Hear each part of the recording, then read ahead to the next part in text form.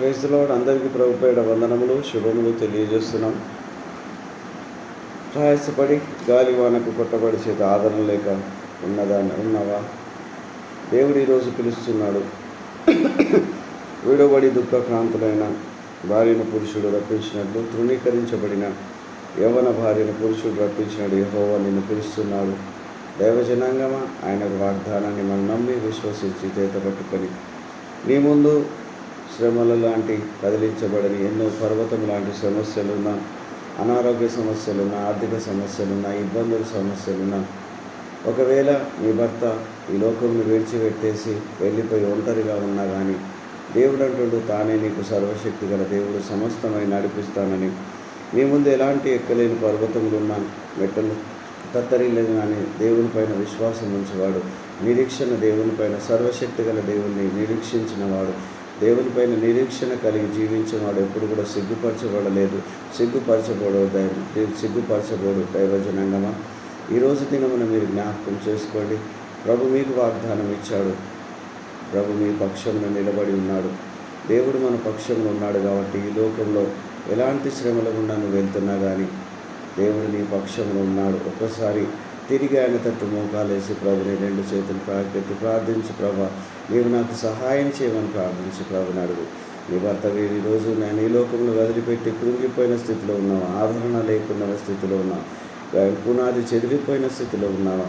ఐదుగురు కట్టలేని స్థితిలో నీవు ఉన్నావేమో కానీ దేవుడు అంటున్నాడు, నీ పునాదులు నేను నీలాజలంతో కట్టదను, మాణిక్యము నీ కోటను, సూర్యకాంతి నీ గుమ్మంలో కట్టదు, ప్రశస్తమైన రత్నములతో నీ సరిహద్దులను ఏర్పరచదనని పరిశుద్ధ దేవుడు సెలవిస్తున్నాడు. దయచేసి ప్రార్థన చేసుకున్నాం.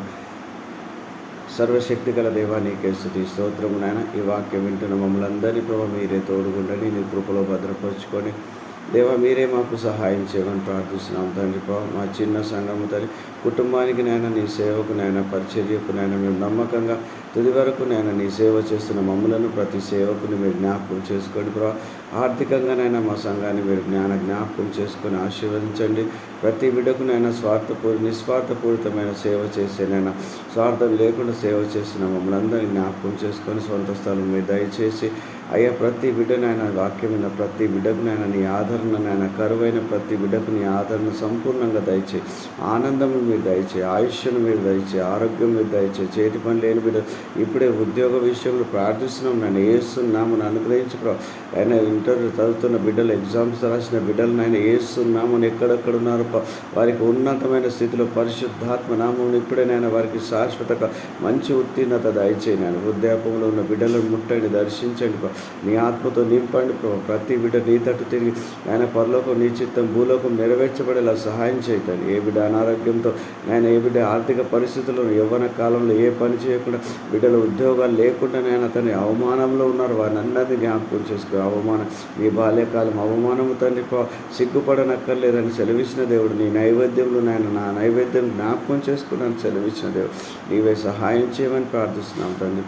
మరి వీడియో చేయడానికి నాయన మాకు ఆర్థిక సహాయం లేదు ప్రభా, నీవేనైనా సహాయం చేయి. సొంత స్థలం మీరు దయచేయండి నాయన. నేను నిస్వార్థమైన సేవనైనా తండ్రి, కుటుంబానికి సేవకు నీకు నమ్మకంగా ఉండే కృపను, సేవను మాకు దయచేయమని తండ్రి. మా సేవ జీవజనుడు సహవాసాన్ని మమ్మల్ని అందరినీ నేను ఎత్తబడే గుంపులో నాయన వధువు సంఘంగా, ముడతయ్యను కలంకం లేని సంఘంగా మేము ఎవరిపైన ఆధారపడకుండా నీ కృపలో సమస్తాన్ని సమకూర్చి నీవే ఆశ్రయించి మేము పొందాం. విజ్ఞాపన ప్రార్థన యేసు నామమున ప్రార్థించి అతి వినయంగా బతిమాలి వేడుకుంటున్నాను పరలోకపు తండ్రి. ఆమేన్.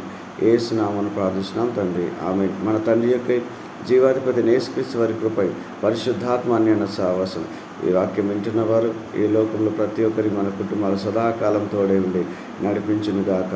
ఆమేన్.